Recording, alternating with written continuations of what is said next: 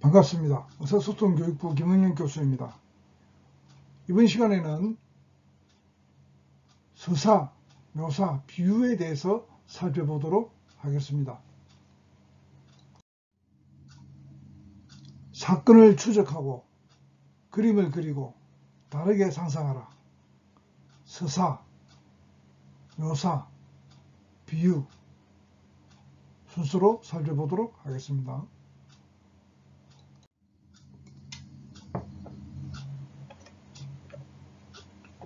서사란 시공간의 흐름을 쫓아가기. 서사, 영어로는 너레이션이라고 합니다. 시공간의 흐름에 따라 사건이 진행되는 과정을 서술하는 것입니다. 즉, 어떤 일이 발생했는가, 어떻게 발생했는가, 그런 것에 대한 대답의 형식을 취하게 됩니다. 여기서 중요한 것은 의미입니다. 서사의 사건은 단순한 사건들의 연속이 아니고 유기적인 일련의 사건들로 시간 흐름에 따른 단순한 변화를 내포하는 동시에 의미 있는 변화를 내포해야 합니다. 서사는 움직임, 사건이라고도 할 수 있습니다. 시간, 의미의 세 가지 기본적인 요소를 통해서 사건을 다룹니다. 서사라는 말은 사건을 서술한다, 사건을 이야기한다, 그런 뜻입니다.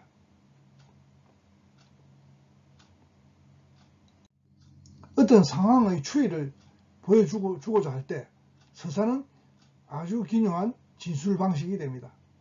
소설 등의 문학 작품을 비롯해 역사서적이나 신문의 사건 기사, 기행문 등에서 흔히 볼 수 있으며 자서전이나 일기, 자기소개서 등에서도 활용됩니다. 실제 글을 쓸 때는 시간의 흐름이나 공간의 이동만을 드러내는 것이 아니라 그 변화에 따른 의미를 집적하는 것이 무엇보다 중요합니다. 그래야 독자의 공감을 얻을 수가 있습니다. 예문을 하나 보겠습니다. 전쟁은 끝났다. 그는 독일군에게서 찾은 고향의 거리로 돌아왔다. 불이 침침한 길을 그는 급히 걷고 있었다. 어떤 여인이 그의 손을 잡으며 술이 취한 것 같은 목소리로 유혹의 말을 건넨다. 어딜 가세요? 나를 찾아오세요. 네? 여보세요? 그는 물었다. 천만에요. 당신한텐 왜요? 난 지금 아내를 찾고 있어. 그는 여인을 돌아다 보았다. 두 사람은 가로등 밑으로 왔다. 그러자 여인은 갑자기 앗 하고 부러져졌다. 그도 그만 무심 중에 여인의 어깨를 잡고 불 밑으로 끌어당겼다. 다음 순간 그의 손은 여인의 두 팔을 꽉 부둥켜 쥐었다. 그의 눈은 빛났다. 요한 하고 그는 여인을 와락 끌어안았다.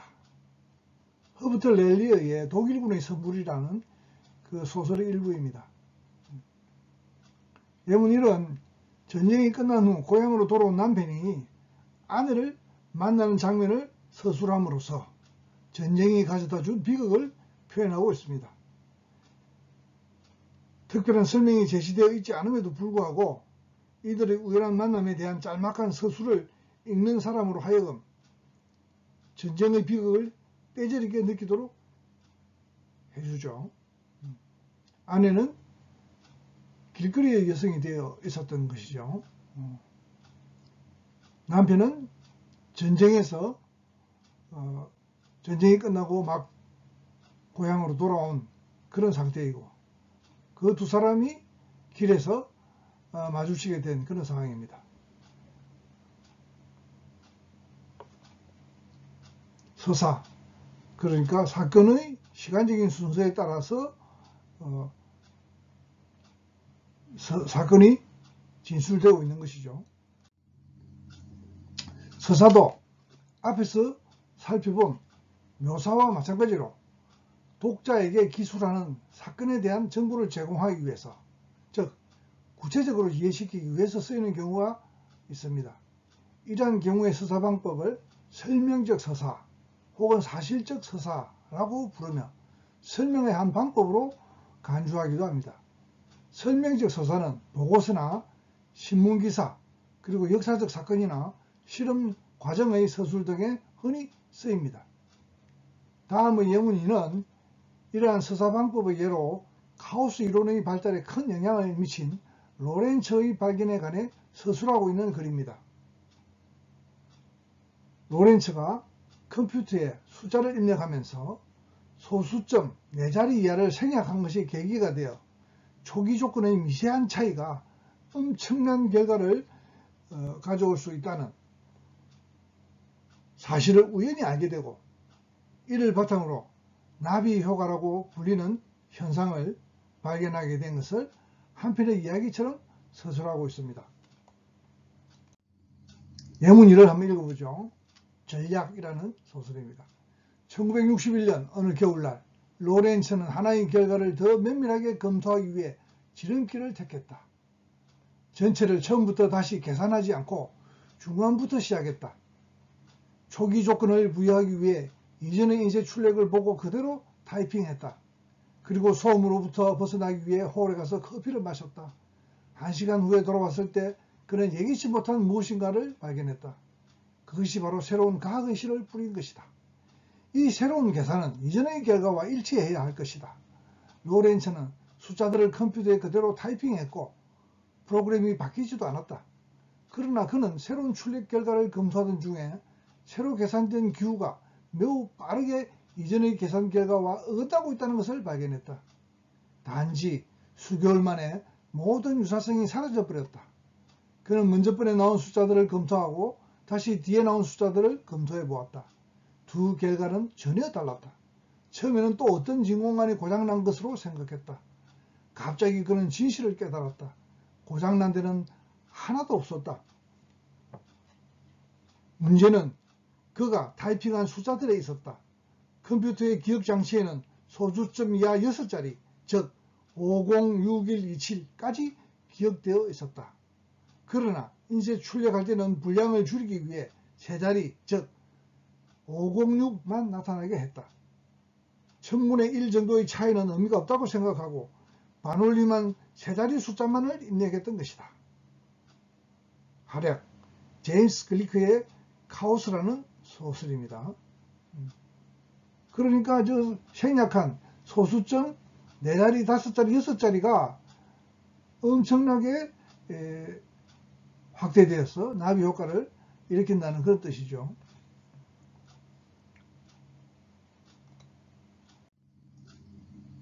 예문 3을 보도록 하겠습니다. 구두 수선을 주었더니 뒤축에다가 의지가하니는 큰 징을 한 개씩 박아 놓았다. 보기가 흉해서 베어버리라고 하였더니 그런 징이래야 한동안 신게되고 무엇이 어쩌고 하며 수다를 피는 소리가 듣기 싫어 그대로 신기는 신었으나 점잖지 못하게 저벅저벅 그 징이 땅바닥에 부딪히는 금속성 소리가 심히 긴마채 역했다. 더욱이 시멘트 포도의 단단한 바닥에 부딪혀낼 때의 그 음향이란 정말 질색이었다. 또그닥 또그닥 이건 흡사 사람은 아닌 말발굽 소리다. 어느 날 초어스름이었다. 좀 바쁜 일이 있어서 장경은 갯땀을 끼고 걸어 내려오노라니까 앞에서 걸어가더니 20내외의 어떤 한 젊은 여자가 이 이상이 또그닥거리는 구두 소리에 안심이 되지 않는 모양으로 슬쩍 고개를 돌려 또그닥 소리의 주인공을 물색하고 나더니 배랑간 걸음이 빨라진다. 그러는 걸 나는 그저 그러는가 보다 하고 내가 걸어야 할 길만 그대로 걷고 있었더니 얼마쯤 가다가 이 여자는 또 뒤를 한번 힐끗 돌아다 본다. 그리고 자기와 나의 거리가 불과 지색임을 알고는 빨라지는 걸음이 보통이 아니었다. 뛰다 싶은 걸음으로 치마기가 옹이하게 내닫는다. 나의 그 또닥거리는 구두 소리는 분명 자기를 위협하느라고 일부러 그렇게 딱딱 땅바닥을 박아내며 걷는 줄로만 아는 모양이다.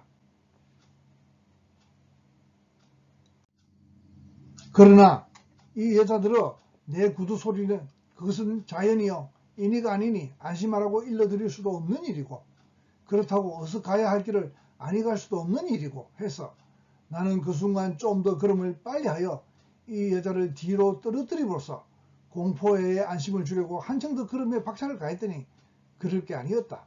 도리어 이것이 이 여자로 하여금 위협이 되는 것이었다. 내 구두 소리가 또각또각 좀 더 재어지자 이에 호응하여 또각또각 굽 높은 뒤축이 어쩔 바를 모르고 걸음과 싸우며 유난히도 몸을 이뤄내는 그 분주함이란 있는 말에는 다 내보는 동작에 틀림없었다. 그리하여 한참 석양 노을이 내려 퍼지기 시작하는 인적 드문 포도 위에서 또각또각 또각또각 하는 이 두 음량의 송오르는 싸움은 잠옷 그 절정에 달하고 있었다. 나는 이 여자의 뒤를 거의 다 따랐던 것이다. 중략. 여자는 왜 그리 남자를 믿지 못하는 것일까? 여자를 대하자면 남자는 구두 소리에까지도 세심한 주의를 가져야 점잖다는 대우를 받게 되는 것이라면 이건 이성에 대한 모욕이 아닐까 생각을 하며 나는 그 다음으로 그 구두증을 뽑아 버렸거니와 살아가노라면 베란데다가 다 신경을 써가며 살아야 되는 것이 사람임을 알았다. 개응목의 구두라는 소설입니다. 시간적인 순서에 따라서 사건을 이야기하고 있습니다. 예문 3은 주인공이 구두에 징을 박으면서 발단한 사건을 서술한 글이죠. 또고닥또고닥 하는 소리로 인하여 오해를 받은 것과 오해로부터 벗어나기 위해 걸음을 빨리 한 것. 자기가 따라가는 것이 아니고 그 여자가 따라오는 것처럼 만들기 위해서 그 여자를 앞질러 가려고 했는데 그것이 오히려 더 위협이 되어가지고 그 여자도 더 빨리 또각또각 하이힐을 신고 그렇게 또각또각 빨리 달렸다는 이야기죠. 그리고 그것이 오히려 위협이 되어 근데 오해를 풀지 못하고 만 것 등 단위 사건들이 인과관계에 의해 긴밀하게 배열되어 있음을 알 수 있다. 결국 구두의 징을 뽑음으로써 결말을 짓고 있다. 서사에 대해서 재정리하면은 서사는 도대체 무슨 일이 일어났는가에 주목하는 것입니다. 상황의 추이를 잘 아는 사람이 그렇지 못한 사람에게 그 전말을 말이나 글로 표현해서 전해주는 것이 서사입니다. 서사의 3요소는 움직임, 시간, 의미를 정확하게 부여가는 것이 중요합니다. 글 전체의 전개 방식으로 사용할 수가 있습니다. 한편의 움직임을 포착한 동영상 같은 글입니다. 움직임이 있는 글이니까 그렇죠. 그러면 묘사에 대해서 살펴보겠습니다. 묘사는 서사 묘사할 때 사자는 한자 뜻이 다릅니다. 서사할 때 사는 일사자고 묘사할 때 사자는 뭡니까? 그릴 사자. 그릴 사자입니다. 그림을 글로 보여주는 것이 묘사입니다. 묘사는 어떤 대상이나 사물, 현상을 있는 그대로 그려내는 것입니다. 영어로는 description이죠. 언어로 표현하되 마치 그림을 그리듯이 표현하는 서술 방식을 일컫는 것입니다. 묘사를 할 때 유념해야 할 사항이 있다.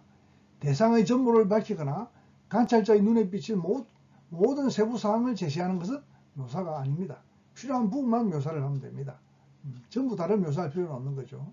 필요한 부분만 필요한 데까지만 묘사를 하면 되는 것입니다.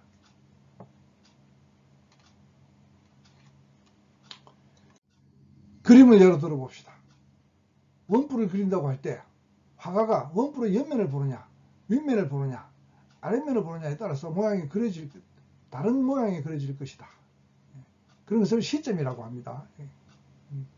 뿐만 아니라 빛의 각도, 분위기, 화가의 개성 등에 따라서 원뿔은 각각 다르게 묘사될 것이다. 언어적 묘사 또한 마찬가지다. 가장 지배적인 인상을 중심으로 대상을 서술하되 관찰자의 시점이나 태도, 위치, 개성, 분위기 등에 따라 글쓴이의 주관적인 느낌이나 인상을 위주로 서술할 수도 있고 대상을 객관적으로 서술할 수도 있다. 그래서 주관적인 묘사를 다른 말로는 문학적인 묘사라고 하고 객관적인 묘사를 과학적인 묘사라고도 합니다. 이 두 가지는 묘사 방법이 서로 다른 거죠.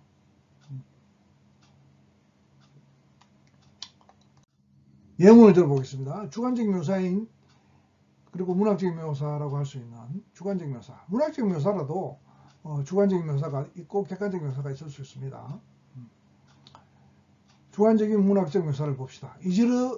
이지르는 젖으나 보름을 갓 지난 달은 부드러운 빛을 허무치 흘리고 있다. 허무시 흘리고 있다. 대하까지는 80리의 밤길, 고개를 둘이나 넘고 겨울을 하나 건너고 벌판과 산길을 걸어야 된다.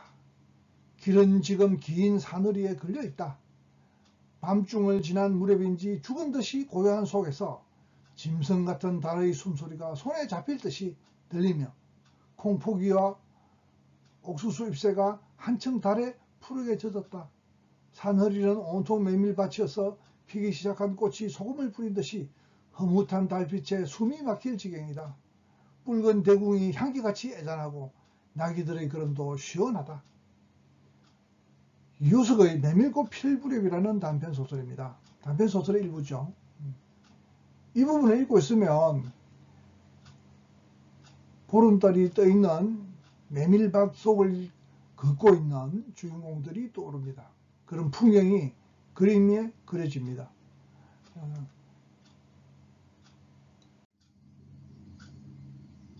이렇게 보름이 약간 지난 보름달에 가까운 달이 떠 있고 메밀꽃이 이렇게 지쳐 널려 있고 그죠?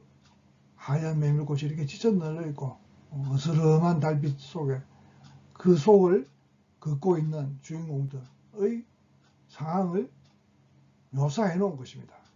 여러분들이 저 문장을 읽으면 이런 풍경이 머릿속에 저절로 그려질 정도가 되어야 합니다.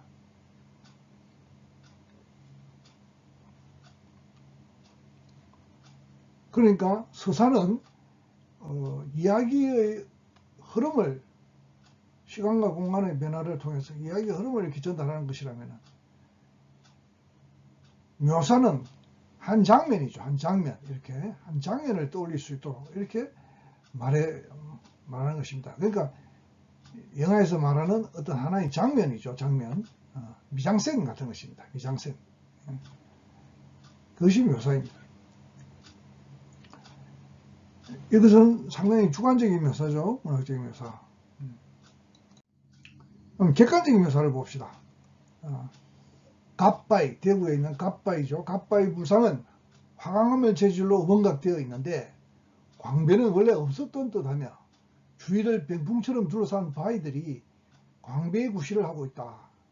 머리는 소발이며 육계가 명확하여 그 위에 삼판형의 자연판석 하면을 올려놓았다. 얼굴은 둥글고 풍만하여 탄력이 있지만 반달형의 눈썹 아래 눈꼬리가 짙게 올라간 점과 알맞게 솟은 코에 양볼이 두툼하고 굳게 담은 입술로 인해 근엄한 표정을 느낄 수 있다.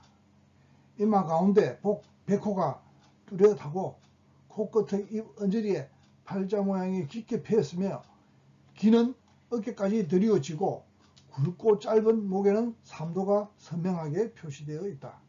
코 부분은 코를 갈아 마시면 아들을 낳는다는 속설 때문인지 많이 달아있다. 향토사 교육연구회에서 대구 역사기행이라는 책을 편찬하면서 소개한 대구 갓바위 불상 이야기입니다. 이 이야기는 대단히 객관적으로 묘사되어 있습니다.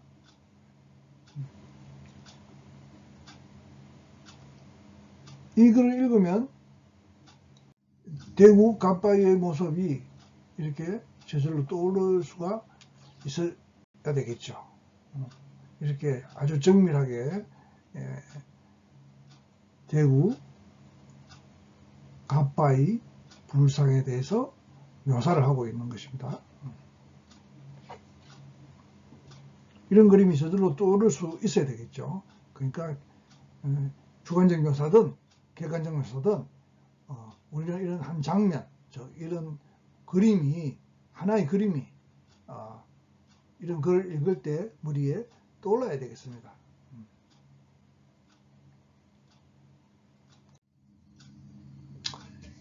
다음으로 비유에 대해서 살펴보겠습니다. 비유는 다른 대상에 빗대는 것을 말합니다. 좋은 글은 독창적인 주제를 적절한 언어와 풍부한 표현으로 짜임새 있게 구성한 글입니다. 구설이 서말이라도 껴야 보배라는 말이 있듯이 창의적 아이디어나 기발한 발상도 문장의 형식으로 구조화되어야 빛을 발할 수가 있습니다. 좋은 글에서 흔히 발견할 수 있는 독창적인 표현 또한 서로 떨어져 있는 아이디어들을 적절한 표현으로 연결하는 문장 기술과 긴밀한 관련이 있습니다. 이런 능력을 기르기 위해서는 고정관념이나 선입견 깨트리기, 입장 바꾸어 생각하기, 낱말의 뜻을 새롭게 정의하기, 비슷한 것끼리 연관시켜 새로운 의미 찾기 등의 방법을 꾸준히 연습하는 것이 필요합니다. 자, 화는 보살핌을 간절히 바라는 자신의 악이다.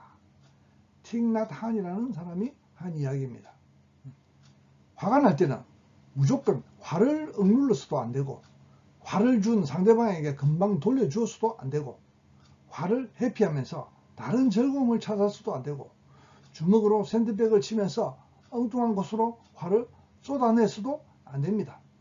화가 일어나면 우리는 그것을 맞이해 주어야 합니다. 타인의 분노를 담아주기 위해서는 공감이 필요합니다.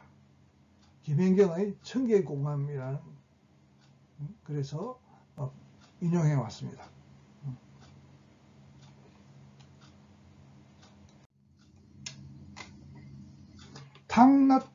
틱낫한이라는 사람은 화를 보살핌을 간절히 바라는 자신의 악의에 비유하였는데, 이 글을 쓴 소설가는 틱낫한을 인용하면서도 그와는 또 다른 생각을 보여주고 있습니다.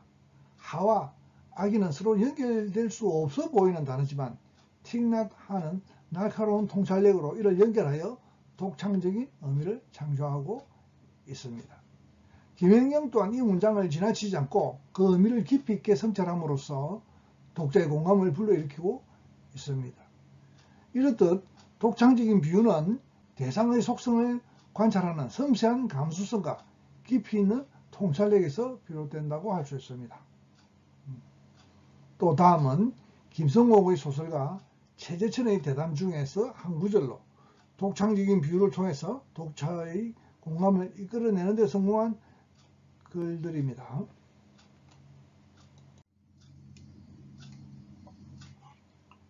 무진에 명산물이 없는 게 아니다. 나는 그것이 무엇인지 알고 있다. 그것은 안개다. 아침에 잠자리에서 일어나서 밖으로 나오면 밤사이에 진주해온 적군들처럼 안개가 무진을 삥 둘러싸고 있는 것이었다. 무진을 둘러싸고 있던 산들도 안개에 의하여 보이지 않는 먼 곳으로 유배당해 버리고 없었다. 안개는 마치 이성의 한위에 서서 매일 밤 찾아오는 여기가 뿜어내 놓은 입김과 같았다. 해가 떠오르고 바람이 바다 쪽에서 방향을 바꾸고 불어오기 전에는 사람들의 힘으로서는 그것을 헤쳐버릴 수가 없었다. 손으로 잡을 수 없으면서도 그것은 뚜렷이 존재했고 사람들을 둘러쌌고 먼 곳에 있는 사람으로부터 사람을 떼어놓았다. 안개, 무진의 안개, 무진의 아침에 사람들이 만나는 안개, 사람들로 하여금 해를, 바람을 간절하게 부르게 하는 무진의 안개, 그것이 무진의 맹산물이 아닐 수 있을까? 여기 보면은 주신 글 중에서 안개는 마치 이성의 한이 있어서 매일 밤 찾아오는 여기가 품어 내놓은 입김과 같았다. 여기의 입김, 안개는 여기의 입김, 이렇게 비유가 되어 있는 거죠. 여기의 입김, 무서운 여기의 입김이니까 그 안개를 벗어나려고 사람들이 해를, 바람을 간절하게 바라게 되는, 그죠? 그런데도 그 안개가 무진의 맹산물이 아닐까, 이런 이야기를 해놓은 겁니다.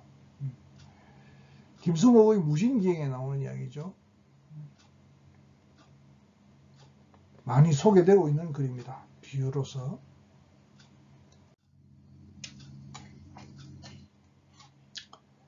그 다음 예문을 읽어보겠습니다. 식물은 땅에다 뿌리를 박고 움직이지도 못하는 존재인데 이 식물이 그러다 보니 동물보다 훨씬 많은 고민을 하고 산다는 겁니다. 건너편 언덕에 보니 내가 마음에 드는 암꽃이 있단 말이에요. 만약 동물이라면 그 암꽃한테 가서 치근거릴 수가 있잖아요. 그런데 식물은 뿌리를 뽑아서 갈 수도 없어요. 해서 내가 어떻게 저 여인을 사로잡느냐를 생각해 보니 중간에 누군가가 있어야 한다는 거죠. 그래서 식물은 결국 꽃을 진화시켰습니다. 꽃이라는 게 사실은 식물의 성기거든요. 식물은 대낮에 성기를 세상에 펼쳐놓고 사는 아주 야한 생물입니다. 그런데 우리는 또 그걸 꺾어서 사랑하는 사람한테 선물합니다.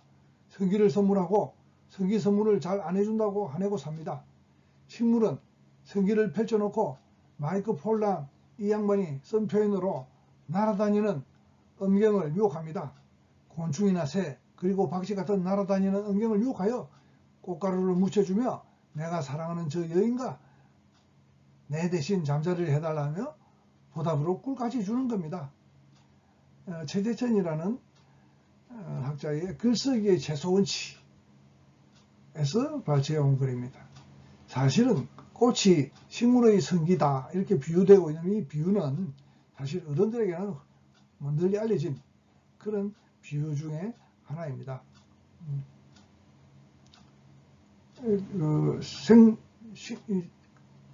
생물학자 최재천 교수는 아마 생물학자죠. 생물학자인 이분이 이 최재천 교수는 이과 문과의 어떤 그런 분리를 합해야 된다고 주장하는 통섭을 주장하는 통섭의 학문을 주장하는 그리고 그런 것을 처음으로 강조했던 그런 유명한 학자입니다. 그렇습니까? 여기서는 꽃은 식물의 성이다. 이렇게 바로 은유를 한 것이죠. 앞에 안개는 여기에 뭡니까? 여기에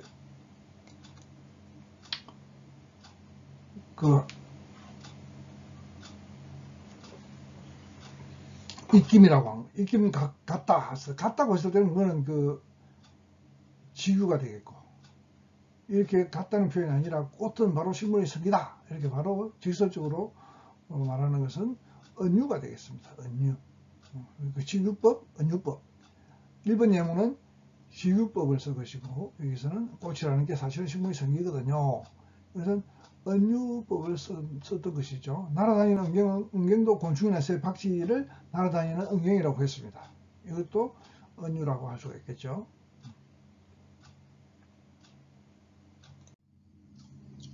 자, 오늘은 서사, 묘사, 비유에 대해서 살펴보았습니다.